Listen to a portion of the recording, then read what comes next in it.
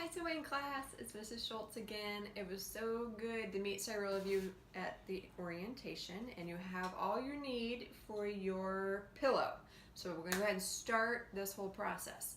Very first thing, before class, you are going to want to make your own sewing box. Just has all your supplies in it that you're going to need in class and while you're sewing. So you can use a shoe box. We have an old Converse box here.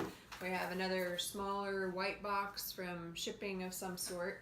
So in these boxes, or you can use a plastic box, whatever you have sitting around the house, you definitely want pins, okay? I have this fun little pillow thing I made a couple of years ago. You can have just a small box of pins in a pillow, you just need pins. Put that in your box.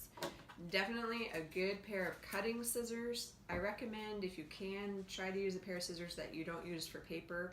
They're specifically for sewing because they'll be sharp enough to cut your fabric very nicely. If they're dull, it doesn't work as well. So good scissors, a good Sharpie.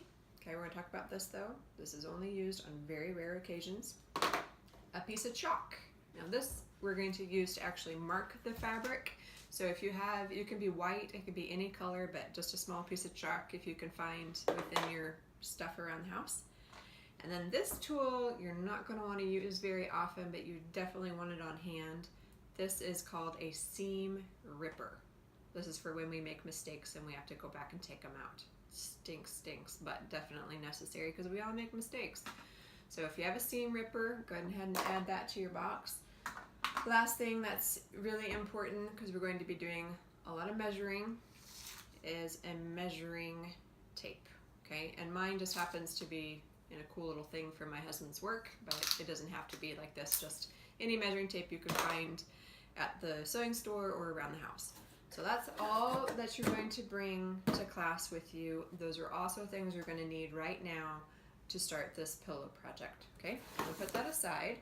Now in your bag, you should have a spool of cream thread and 3 pieces of fabric.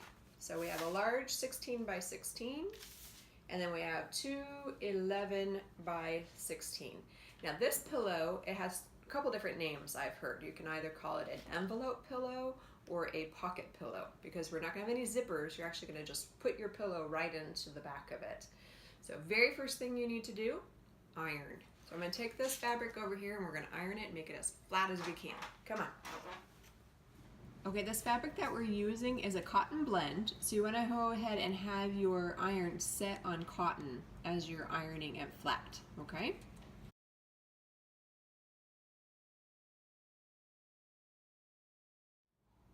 Okay, so this is our large piece of 16 by 16 fabric.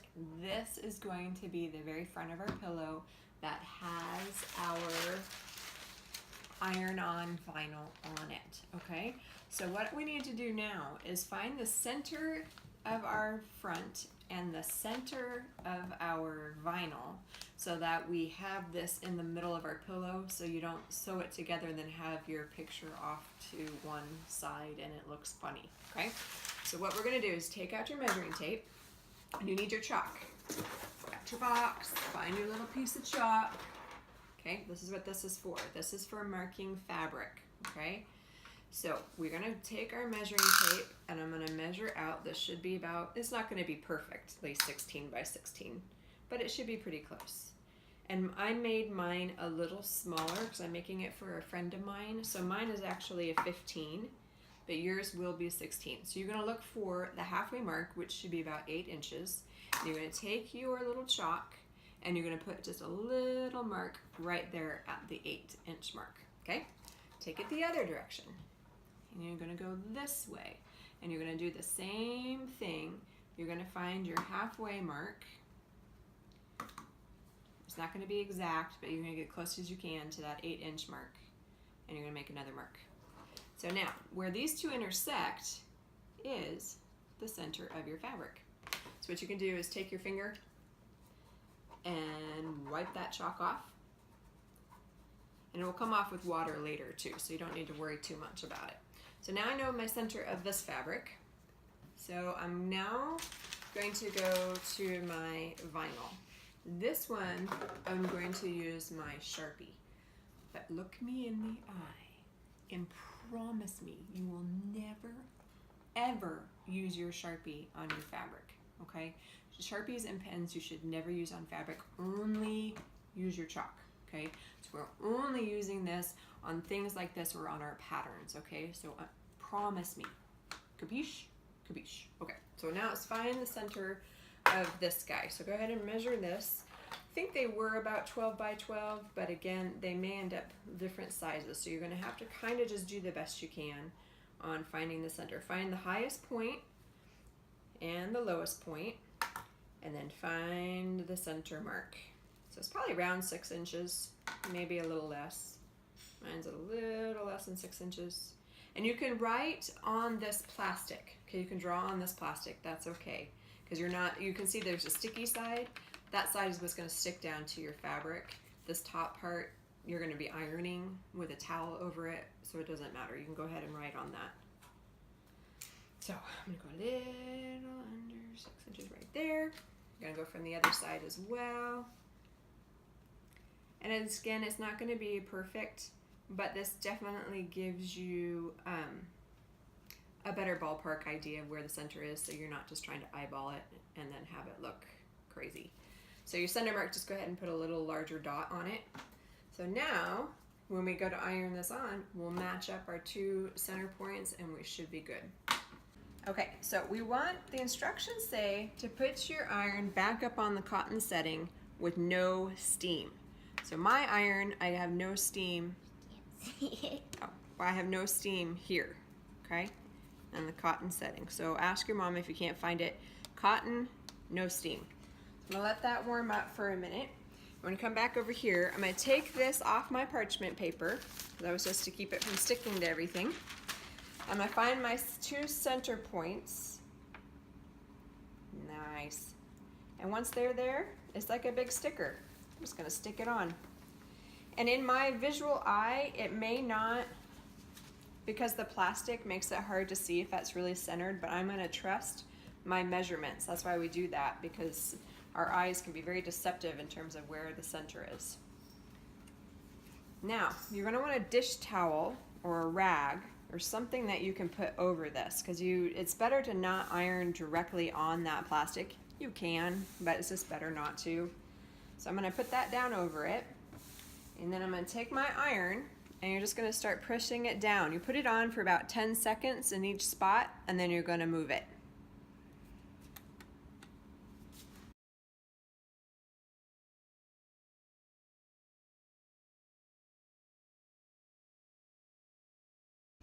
Okay, so I've tried to push fairly hard for 10 seconds in all the spots. So now it's time to check.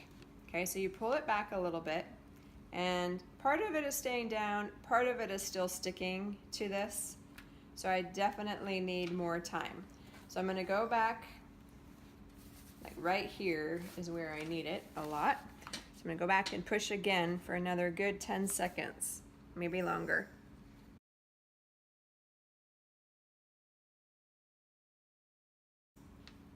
Okay, as you can see, I went back over it without the towel on it, but I was just going back and forth like this, not holding it down for a long period of time, but that helped glue it down some. So you should be able to just peel this right off. Now, I can tell this K isn't quite down yet, so again, I'm just gonna go back over it. Not just sitting, but moving. So if you see any spots that aren't quite down as you're pulling up, just go ahead and spot check it. Especially some of these details for you that have that relax pillow. You're gonna have spots where you probably just have to keep going over it a little bit. And that's okay. Once this stuff is stuck down, it is stuck down. It shouldn't come back up. So you wanna make sure it's down. Okay, so that's peeling off really quite nicely. How exciting is this? We have a good friend getting married, and I'm making her a pillow for their wedding shower. Okay, so I can kind of go back again. I might just spot that a little bit. And even if later, when you finish your pillow, you find that there's some things coming up, you can always get your iron out, put a towel over it and just go ahead and iron back down again. We had to do that on my daughter's pillow. We didn't notice that there was one part that was kind of starting to come up, and you just easily iron it back down. So now we need to go on to one. You can try and take this chalk out with some water. In fact, I might just spray it with my spray bottle. Should come right out. Beautiful. Okay, now let's go on and we'll talk about your sewing machine. Okay, so this is what the end product is gonna look like. This is the pillow we made for my daughter. I just wanna show it to you so you know what are we working towards, what are these 3 pieces of fabric going to do. So this is why it's called a pocket or an envelope pillow, because you just pull the pillow out like this. It's so clever, it's so easy. No zippers, no complicated sewing. It's all just gonna be straight shot sewing, okay?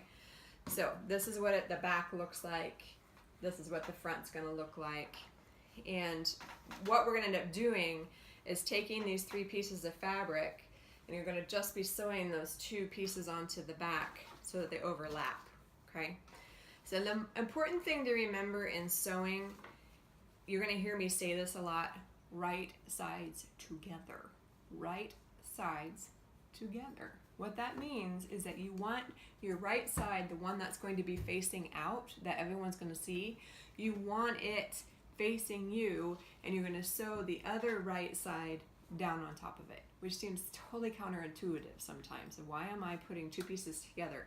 Because then when you fold it inside out, you've got this beautiful pillow. Okay, so you can see when I turn this one inside out, this is where all the sewing has happened. But we had to do right sides together. Okay, and that's one of the terminology you're going to hear me say a lot, especially as we're sewing our, what am I trying to say? When we're sewing our blankets, we're going to be doing a lot of that. And when we're doing the bags too. So you're going to take this, and this is where your pins come in, okay? But before we pin anything down, we need to do a little preparation on these 2 flaps. Okay, there's very little preparation to be done, but we do need to make it so it looks really beautiful and finished on both sides. So you still need your iron out, and we're gonna go back to the iron. But before I do that, I'm gonna take my fabric, I'm gonna fold it over a very small amount, maybe just 1/4 of an inch.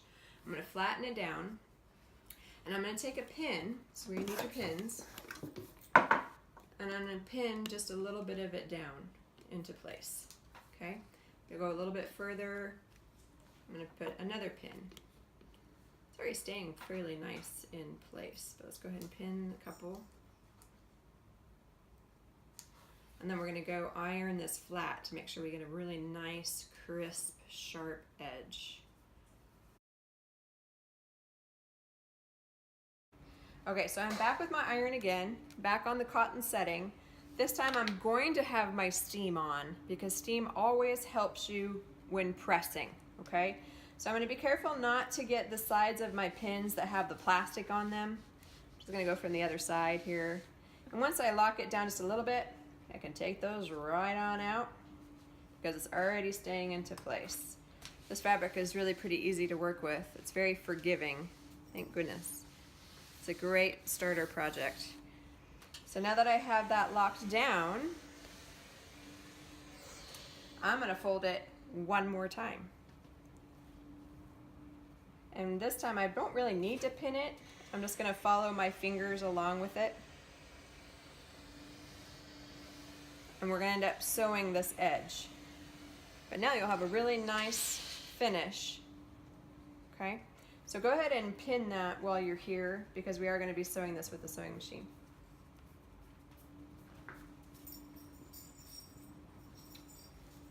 I'm going to pin in just a couple of spots just to lock it down.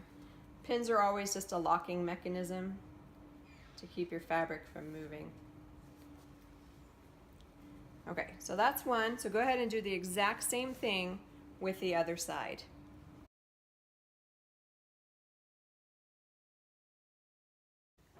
Okay, so now we're back at our sewing machine. We're finally getting the machine out. I don't know what yours looks like, but this is what mine is. I am going to turn my power button on, but there's a couple things we need to know before we get into the machine.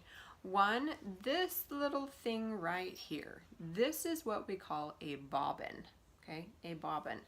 A sewing machine works by having thread down here in the bottom and thread coming from up here that gets weeded down into your needle. So these two are going together like this. The needle is pulling the bobbin thread up to sew it into the fabric. So you need to have your bobbin be the same color as your thread that you have up top. So my last sewing project I can see here, let's see if I can get this down there for you. I had a gray thread. So I just popped that up and here's my bobbin. So I'm going to take this bobbin out. That's a gray thread from whatever it was doing. I'm going to need to put in a cream. But I'm going to show you how to wind a bobbin. Now every machine is different, and this is why I want you to be doing this with your mom this week to figure out, because you're going to have to be doing some bobbin winding in class as we change out fabrics, okay? All my thread off my bobbin, and it is now empty. So for mine, I put my thread here and my bobbin here. So I put my bobbin up here on the top, just clicks on in. I'm going to find, this is the thread that you got that came in your bag. Now let's talk a little bit about thread. To find a match for your project, so often we take fabric and we go over and we look at this whole wall full of thread, and there's just multiple colors to choose from. And we'll take our thread or our fabric and we'll put it up against that wall of all these colors, and we'll just eyeball it and find something that we think looks pretty close. But here's the secret. You want to actually take the thread and unwind it just a little bit like this, and then hold it up against your fabric like this. You see how that thread completely just disappears into the thread and into the fabric? If it disappears like that, that's the color you want. If you're seeing too much of a color distinction, you might want to keep looking. So often colors are deceptive when they're all wound up like this. They look like an entire different hue sometimes than they actually are when you open it and lay it down on your fabric to see if they match. And so that's what I did for some of the bag fabric that we bought and some of the thread. But later, if you're doing your own projects, always just take the thread out a little bit and see if it matches. It's a little sewing secret, okay? So let's go ahead. I'm going to put this up here. I'm going to put this on speed, so you just see the process, because again, your machine's probably totally different than mine. It could be the same, it could not be, but this is the process of putting a bobbin together. So I'm going to put it fast, but you stop, work with your mom, and figure out how your machine works, okay?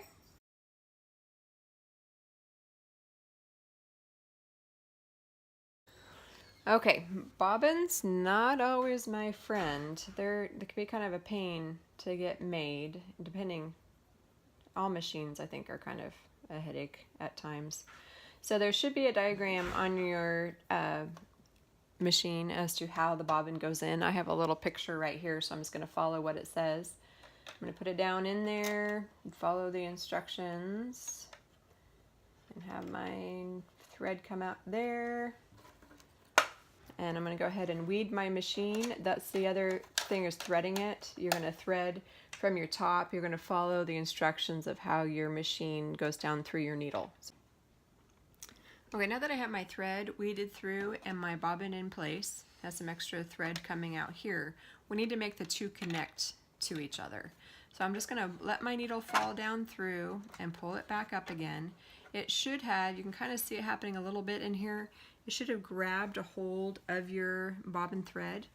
Look at that, I can just pull it right on out. I might need some scissors or something to pull it through. But now I have two pieces of thread. I have one coming from the bottom and one coming from my needle. And that's exactly what we need. Okay, now before we start doing any sewing on our pillow itself, grab a scrap piece of fabric. Hopefully you have a scrap piece somewhere, an old t-shirt, a sock, something that you can practice on just to make sure that the machine is running properly. The last thing you want to do is use your final project as the test, because that's where the seam ripper comes into play. So I'm going to go ahead and just give this machine a little run here and see how we're doing. Make sure she's running the way I want her to. So I'll get her in place. I'm going to just start sewing a little bit. Now it's important, another step with sewing is this back button. You're gonna wanna go back, let me see if you can find that one. Heavy Machine has a back button that allows it to go backwards. So as I'm sewing, I can hit my back button and it makes the fabric go backwards, okay? That locks your stitch into place. So when you're starting to sew, you're gonna see I always do just a couple stitches backwards to lock it. This looks like it's running really quite well. So I'm gonna go ahead and stop it, and I think we can go on to our actual project. Okay, so I have my piece of fabric that we have ironed down to make it nice and flat. We flattened it twice over, so it's all buttoned down now. I'm gonna go ahead and put this in, and I'm gonna put my petal right over it. What we're ideally gonna do is try and run a stitch either right down the center or closer to this edge if we can. If it's in the center, don't even fret about it. Really what you want to do is allow your fabric right here along the edge to stay right in line here with your petal. So I can go over a little bit. So I see my petal and I see fabric coming out on this side right here. I can see fabric along my edge. So what I'm going to do, I'm going to start it. And then I'm going to go back, lock it into place. You probably want to go real slow on this just so you stay along the edge there. It's really easy to go fast, as you can tell there. I'm going to slow. I have a controller so I can control how fast I go. And I'm just going to take this the entire way down, real slow and steady.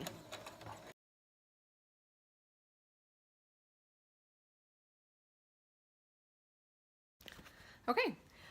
This one came out really nice. Now, don't worry if your stitches, if you're trying to get close to the edge like I did and it accidentally ends up off of it for a few stitches, don't even fret about it. It's locked in there enough so that you're not going to have a problem, all right? So you're going to go ahead, I don't know if you saw at the end, I backtracked again. So when you're starting a new line, backtrack to lock it in. When you're ending it, backtrack again just to lock it into place. That way you can't just pull your thread out. So go ahead and do the exact same thing on your second piece of fabric, and then we will go on to the rest of our project. Okay, so this is again right side up. So this picture is facing me. These are both done now. They've got some really nice edging on there. This is when I start to get very excited about these projects because it's coming together. So I'm going to put right sides together again. So I am going to take the side that is finished. It should be facing down, but I also want it facing down and towards me, okay? So I'm going to put this on so the two rough edges are together. And I'm going to pin this into place because I want this guy to stay right where it is. So go ahead and pin this right sides together all the way around. Hopefully you're starting to see how this is all coming together.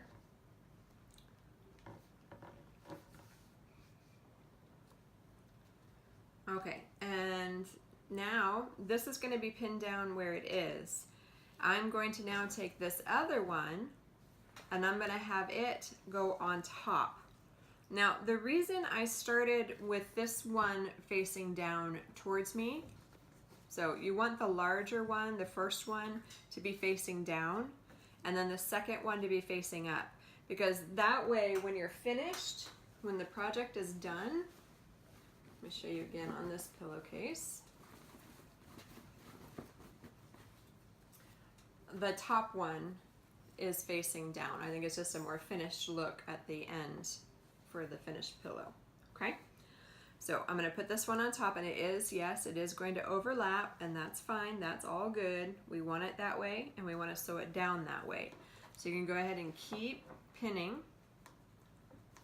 pin, pin, pin. And really what we're going to do is we're just going to sew and sew and sew and sew and make one big square, and ta-la, you're going to be finished, and you're going to be really surprised. Ouch. Pins hurt. I'm going to keep pinning around. Now, when we get to the sewing part on this, I'm going to talk to you a little bit about what we call seam allowance. Seam allowance is a word that we use that tells us how much room we're going to have on this side of the needle. So your seam allowance is how much, if this is my foot on my machine, how much fabric do I have on the other side? This is your seam allowance. How much room have you given yourself? So when I come back here to the machine, I'll show you what seam allowance I'm going to want to use on this, okay? Just because I have, you can see some of my fabric doesn't match up exactly because they are different cuts of fabric and they're not going to exactly match up. And so you need a seam allowance. So that does end up being square, okay? All right, so seam allowance, this is what I mean. This space right here is called your seam allowance. I'm actually going to run this at my 2, okay? So I'm going to try and keep this fabric line always running along that 2 mark. So you're going to want to kind of go slow and keep it that way. That way we have plenty of seam allowance at the end and we won't have any holes in our pillows. So when I start, again, I'm going to start my machine and I'm going to backtrack, lock it in place. Okay, so it's locked and loaded. I'm gonna just go ahead and run this all the way around and I will stop it. I'll do time lapse, but I'll stop it when we get to the corners because there's a really fun trick for that. So you don't have to take your thread out of your machine or take your pillow out, okay? So I'll be with you, just keep watching. Okay, we've gotten to a point in the fabric where this upper part is higher up. So just keep going, just go slow over those areas. It should just keep on moving. You don't need to worry about it getting crinkled up or anything. Just keep on going. Okay, I'm coming up here to the end of my section. I'm going to get it to where my needle is in the fabric. So it's already down, it's not out. I'm gonna lift up my foot and all I'm gonna do is just twist my fabric around just like that. And I want to go maybe just a little more because I'm not, see how I'm not on my 2 mark? So I'm going to flip it back. I'm not quite ready to flip it yet. So go ahead, go back down. Let's go just a little further, maybe there. Flip. Nice. Okay, now I can run along my 2 again. So now I'm just going to go ahead and put that foot back down. And let's keep running it, trying to keep it at the 2. That, my friends, is how you do beautiful, sharp corners.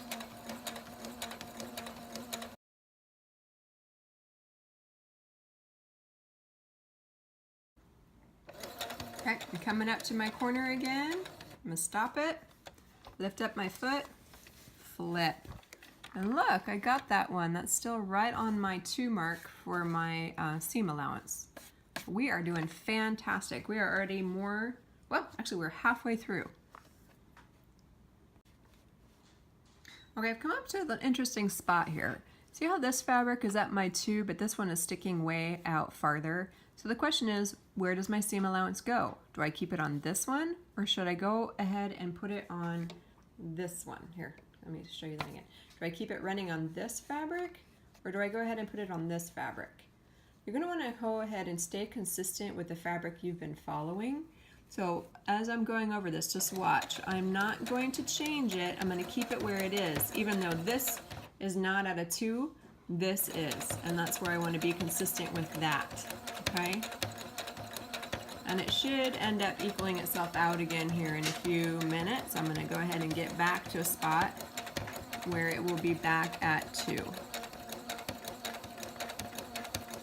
See, now I'm back at 2 again. So always try to follow whichever fabric line you are following.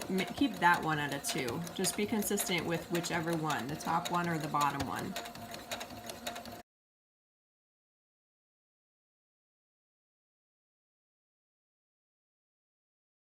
Okay, we're coming to the very end of sewing this. We're about to connect. So again, I'm going to go ahead and lock it in place, go backwards a few stitches, and then go forward, past that seam allowance, and shebang, we are done.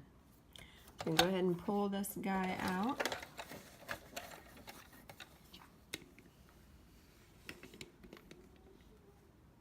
All right, so let's see what we have here. This is what we've sewn. I'm going to pull this. Look at this. It just comes right inside out. But before I do that, there's a little trick here for your corners, just so they open a little better.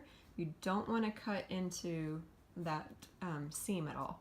If you just snip a little bit, try and snip just a little bit into your corners, they'll go in a little better. Okay, but again, try and really, really be careful not to get into your seams that you've already cut. And this isn't really a necessary step. I think it just helps it the corners be a little sharper. So if you're not comfortable doing this part, then by all means just skip it.